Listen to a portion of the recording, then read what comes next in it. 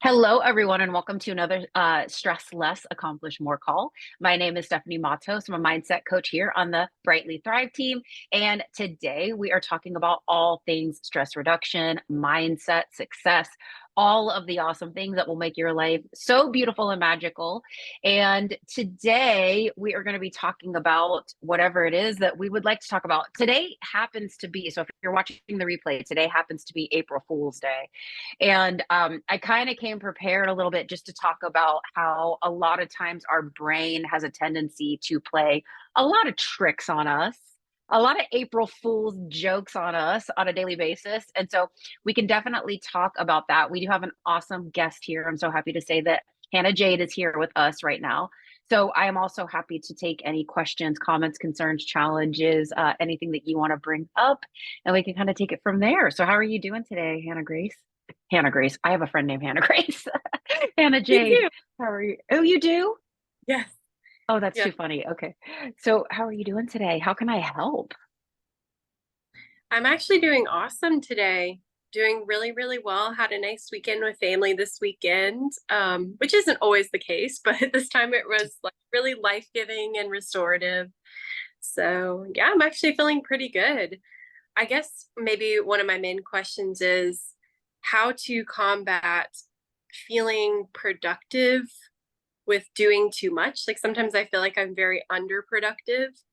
But maybe that's just my perception of it. So how would you find balance between productivity, taking rest, but also, pushing yourself a little bit if you need to, a little fire under you?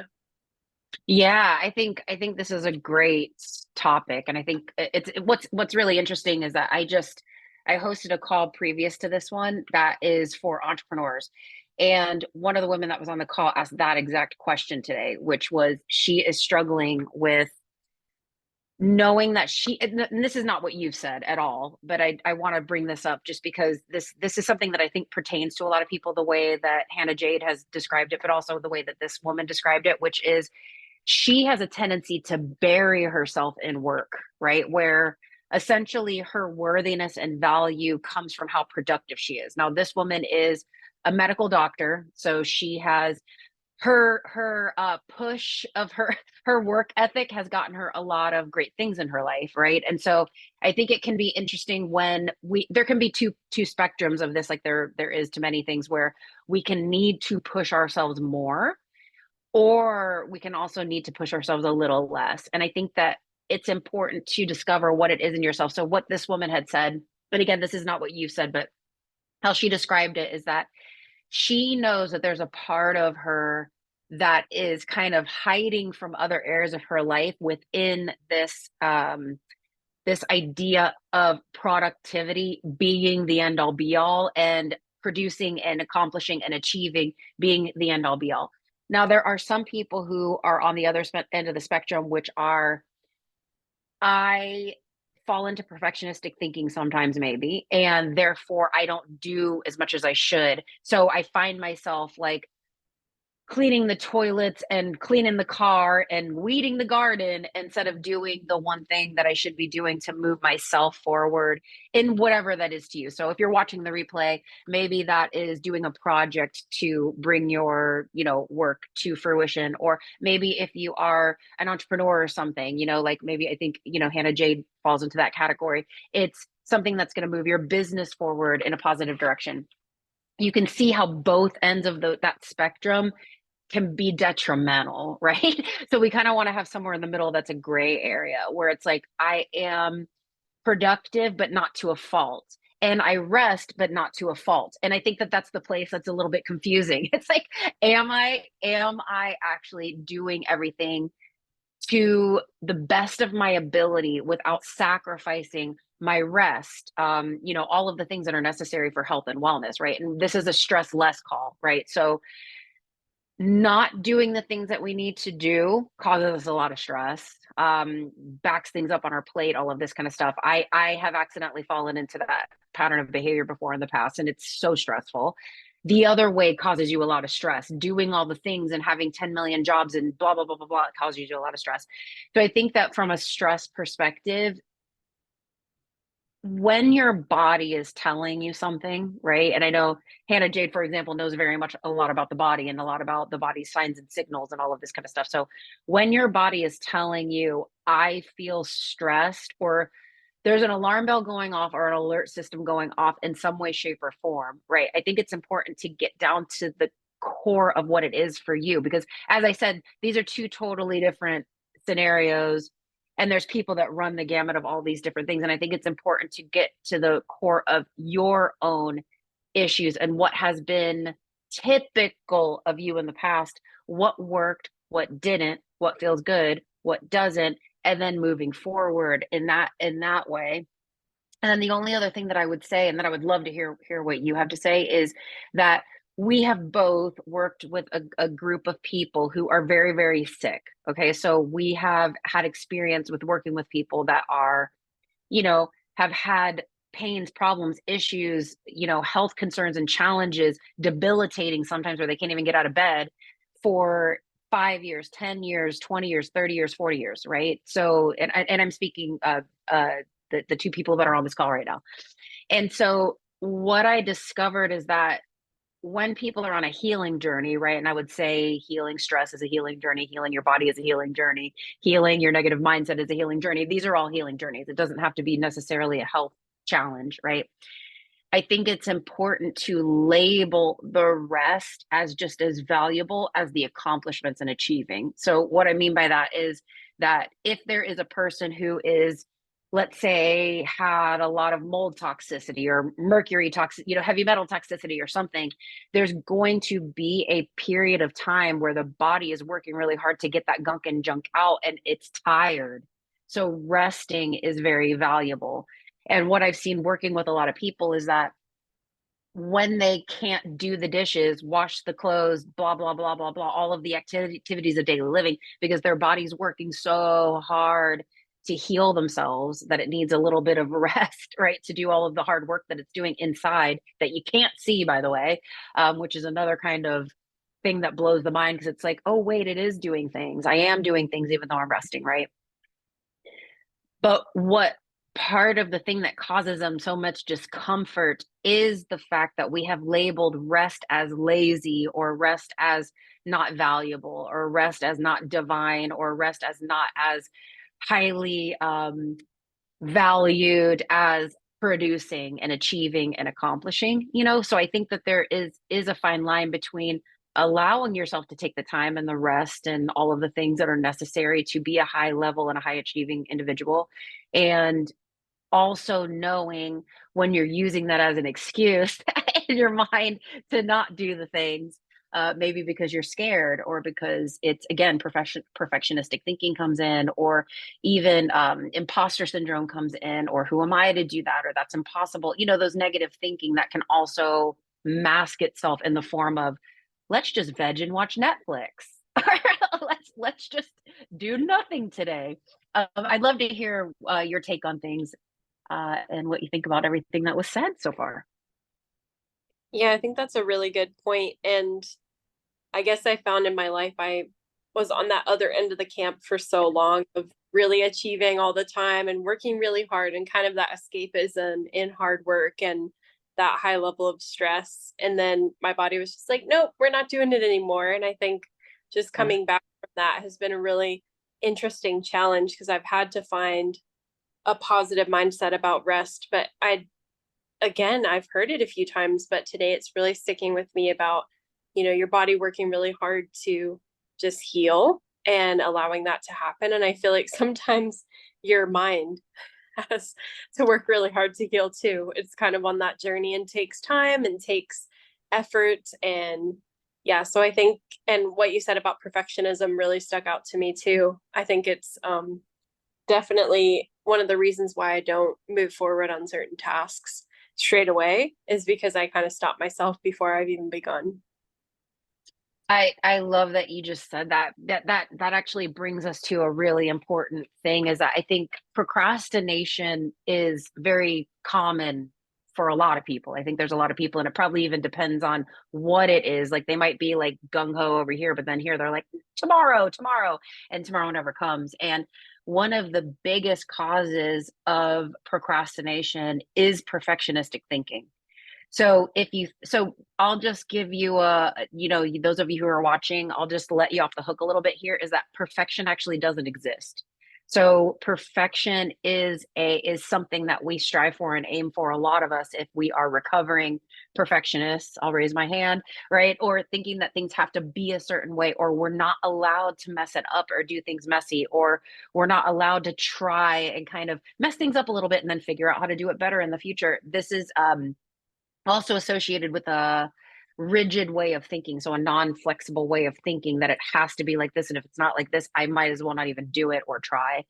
And what's interesting about this is that it's if we didn't care so much about the people who we were serving or the things that we were doing or whatever the project was or whatever, we would never fall into this. So it's kind of an interesting thing that when you care so much, oftentimes this is something that we have to kind of make friends with, is that failure is inevitable in life. We're not robots, right? So if we were robots, we'd go, don't eat any more sugar, and you can do, no more nighttime eating, or do this project perfectly right today in 1 hour's time, and then guess what, the robot would take over and everything would happen.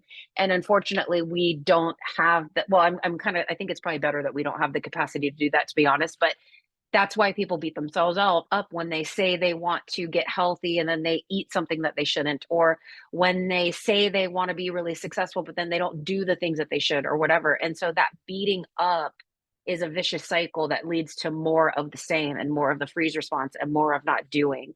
And so I think having a lot of compassion for where you are, who you are, how you handle things, the type of body that you have. I happen to have a body that's very sensitive. It's very sensitive to smells and chemicals and, all of this kind of stuff. And so there's a lot of things that I'm not able to do that maybe my friends can do easily.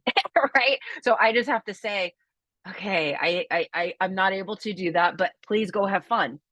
And I think just accepting that and understanding that some of these things are a superpower, right? Some of these things are things that we don't have to like be so hard on ourselves about. So that self-love really is so critically important when it in every stretch of the imagination when it comes to a healing journey of all. And like you said, a lot of the healing comes in the mind first. It's how we talk to ourselves, what we believe about things. Now, one thing that you said I think is really interesting to touch on, which was you had kind of mentioned how there had been a time in the past where maybe you hit like kind of a burnout. You didn't use that word, but where you were just accomplishing, achieving, and not giving yourself enough rest time. And I have seen, so then that what that does is create a messy neurology between so whatever fires together wires together, right? So accomplishing and achieving accidentally got wired together with I exhaust myself, or I don't know when to say when, or I do a bit too much, or whatever, right? So it kind of can be a little bit challenging to know where the gray area is between those things. And also feeling, so this I'll get Lee's another example that's a little bit easier to understand. So I personally used to kind of beat myself up with exercise.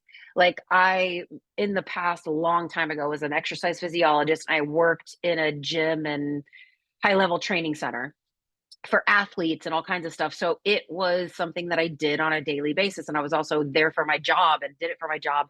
And also, kind of, if I ate too much, I would exercise or whatever.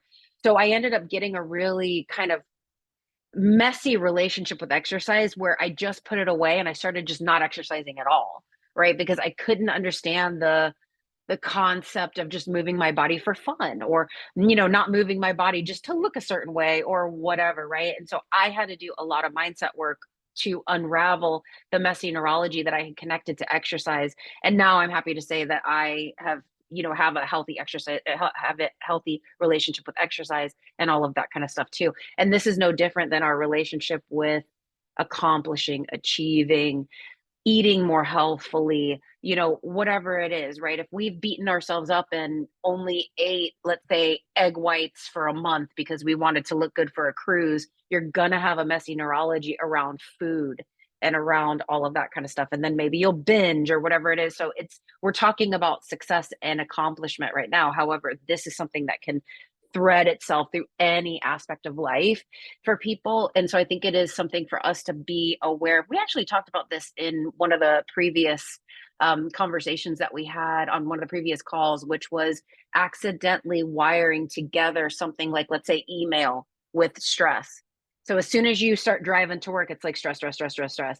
And as soon as you park in the parking lot, stress, stress, stress, stress, stress. And as soon as you sit at your laptop or desk and turn it on, put in your password or open up your laptop, your body's already filled with a ton of stress. And it's because it's been anchored to all of these situations, the car ride, the drive, what you see on the drive, the computer, etc.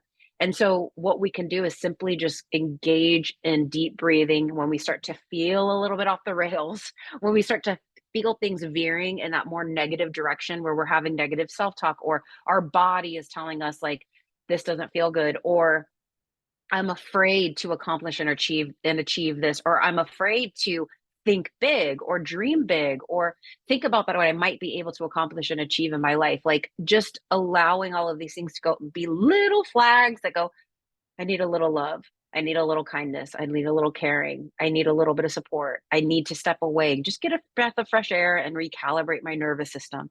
Right. And then come back again. And then what that does is it starts to separate the what fired together and wired together. It starts to separate that out so that we can actually see clearly. How I like liken it to is like pretend like this is like a snow globe and you shook it up and it's just all you see is snow. When we get caught in these situations where this is taking over the trigger response, trigger response, trigger response that is in the stress levels of the body, that can cause us to be like, I don't even know who I am, what I'm doing, what I can accomplish. Is this rest? Am I resting? Am I not resting? Should I rest? I don't even know. Right. So sometimes it's like, let the dust settle, let those little snowflakes settle. And then you can actually see clearly what it is the next best thing that you can do is.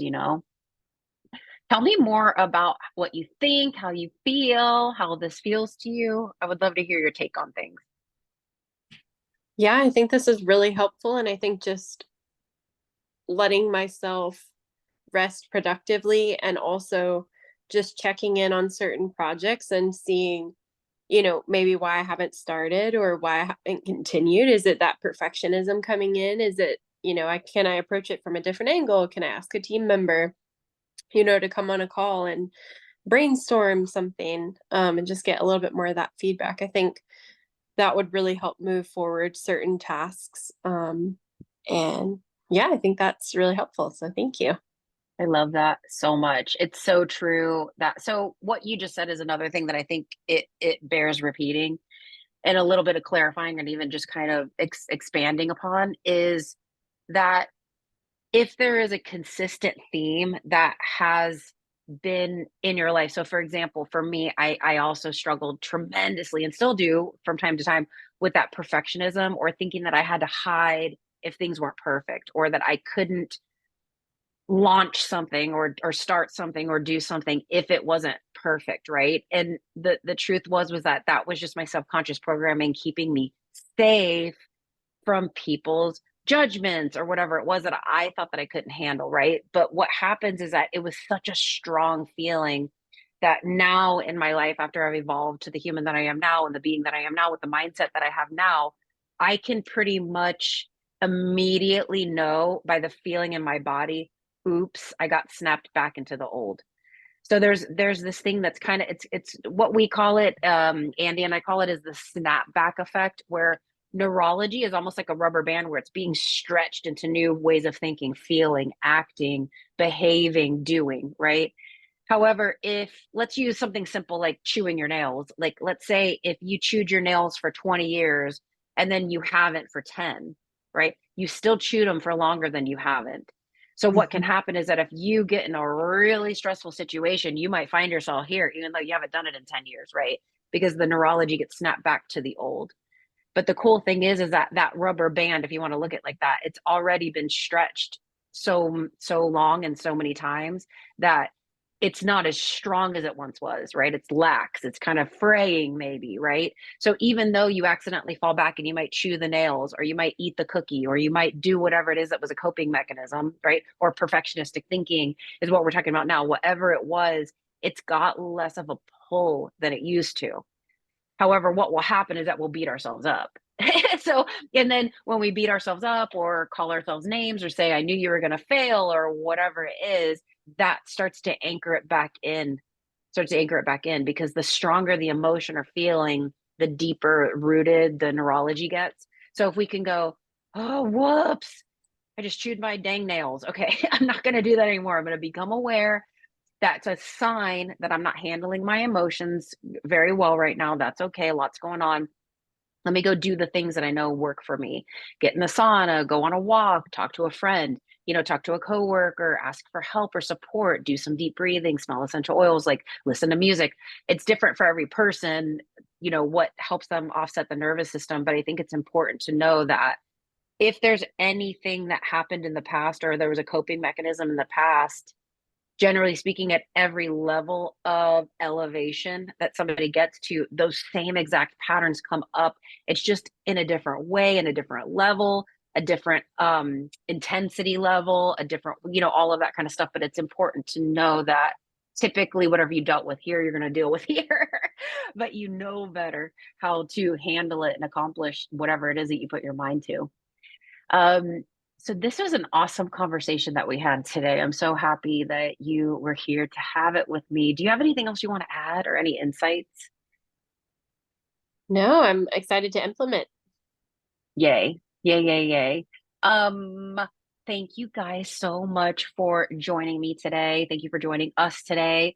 If you are watching the replay, I want to say welcome to watching the replay and thank you for watching the replay. Our calls are every single Monday and Thursday. We have one a month on a Wednesday, and I hope that I get to see you on one of these calls very soon.